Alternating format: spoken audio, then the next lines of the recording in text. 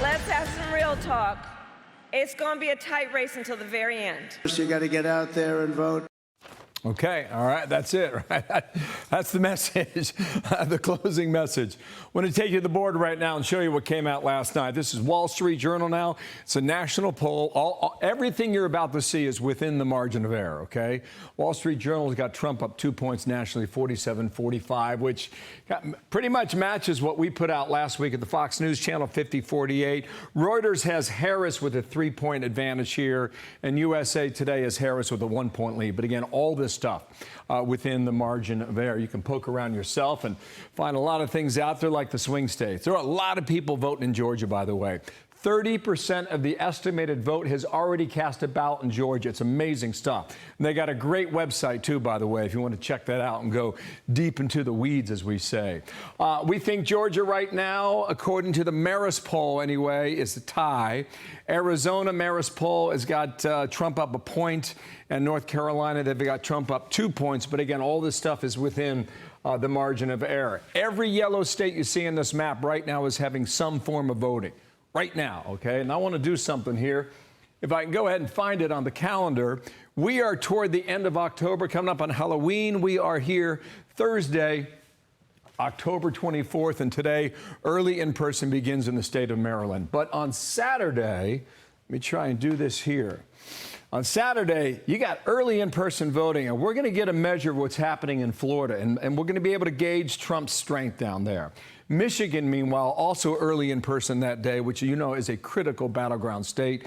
In addition to New Jersey and New York, don't want to discount them. I mean, their votes matter right now, but Saturday is a big day. I want to bring, speaking of being in the weeds, Tom Bevan, Real Clear Politics, with me now.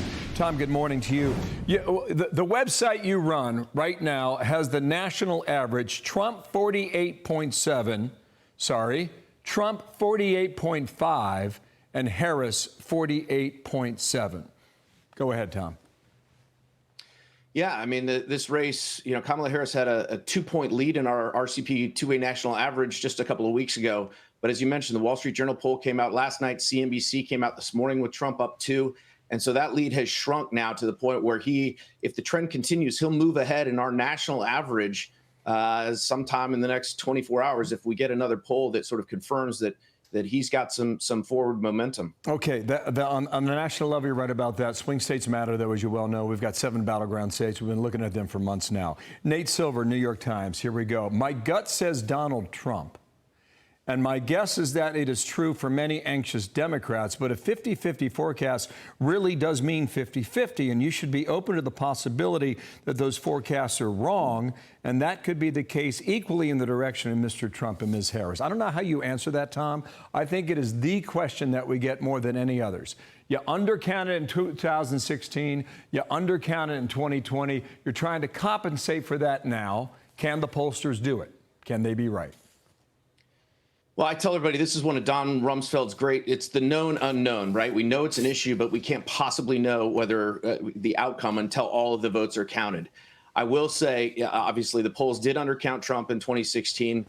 They were worse at the national level in 2020. But for example, in Pennsylvania, our RCP average was 1.2%. That's exactly what the vote came in at. And so, look, most of these races in the 7 battleground states are, within the margin of error, as you mentioned, and within a single point. It looks like Trump's gotten a little bit of separation in Georgia and a little bit of separation in Arizona. But look, Harris's most likely path is still through Pennsylvania, Michigan, Wisconsin. She would win 270, 268. And those races, I mean, I think 6 of the last 9 polls we have in our average in Wisconsin are an absolute tie, So it is that close.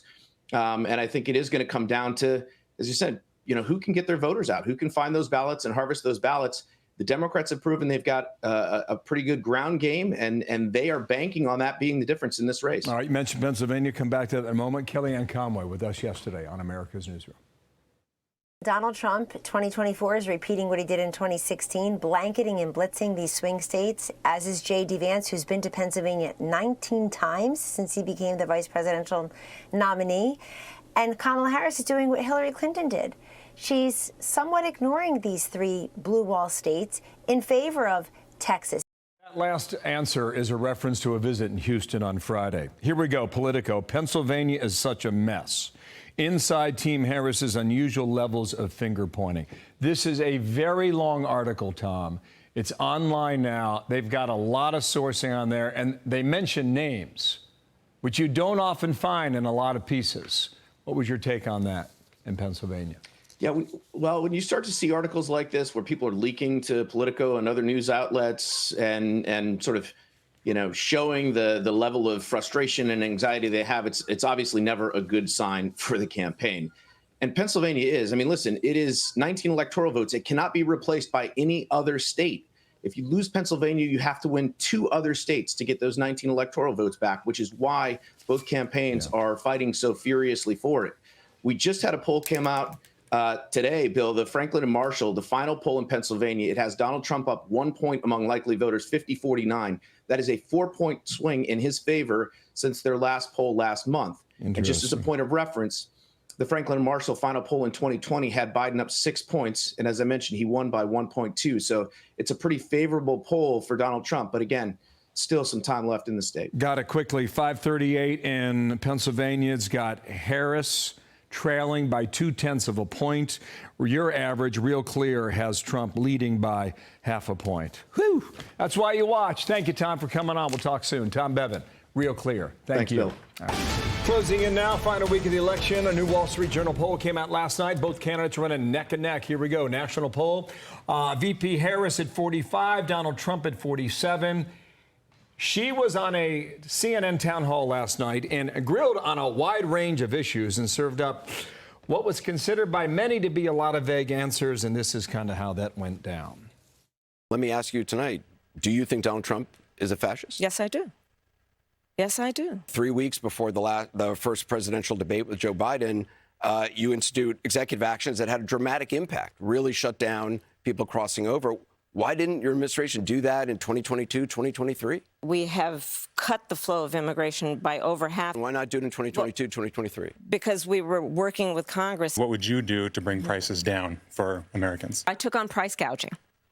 And part of my plan is to create a new approach that is the first time that we will have a national ban on price gouging. And we need to have laws in place that make those who would commit crimes on behalf of anti-Semitism and hate, that they pay a serious consequence. But I'm going to tell you what doesn't help. Go online to listen to John Kelly, the former chief of staff of Donald Trump, who has told us, Donald Trump said, why aren't my generals like those of Hitler's? There's a whole lot there in that soundbite. Jim Messina from the left, my right, Karl Rove to the left, from the right, my left. Wow, that's that? confusing. Well done. Yeah, now they're confused. Let's go, guys. You look at the numbers every day. Where's the race now? You go. Coin toss.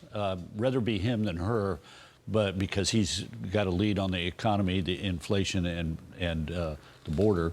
But this is tied, and anybody who tells you how this is going to turn out, every morning I get up and take 538 Real Clear Politics and Silver Bulletin and take the numbers for each one of the 7 states, battleground states, and so we got 21 data points.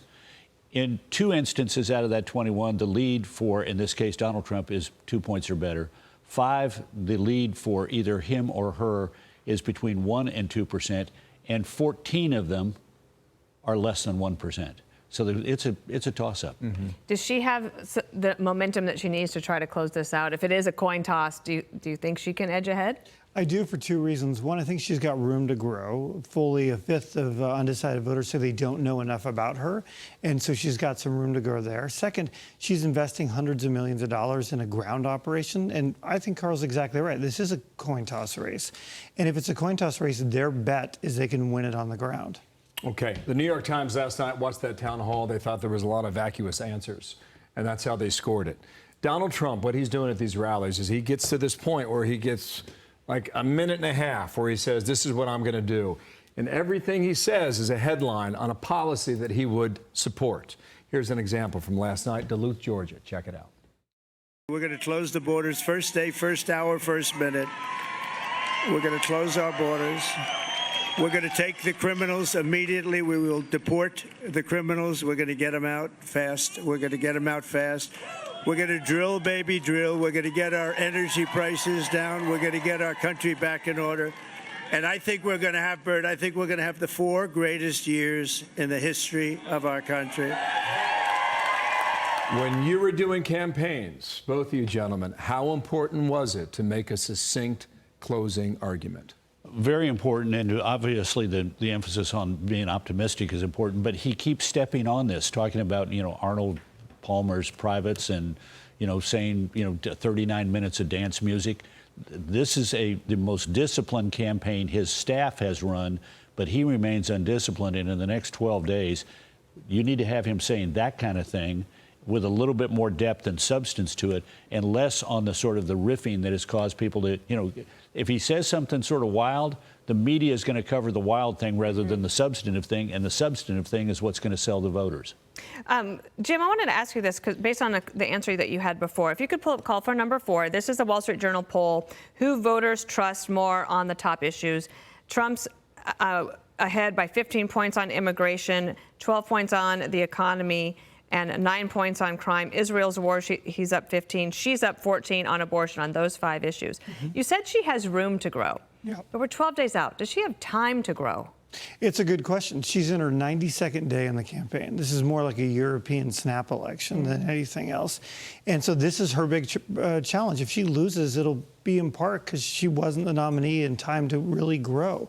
But she's got a succinct message. I think the best part of that CNN town hall was at the very end when she had her closing and she said, look, he's in it for himself. He has an enemies list and I have a to-do list for the American public. If that's how she can close, then I think she'll be successful. I agree with Karl. That clip you showed was exactly what he needs to do. The problem is the other 91 minutes of that rally were him rambling about Arnold Palmer's genitalia. This is what Karl writes today. They can't both lose, but either one could. That is in the Wall Street. Way to stick your neck out. I didn't write the headline, but I think it's a pretty darn good one. That's what you say all the time. Listen, I know you're scouring the early vote, as many of us are.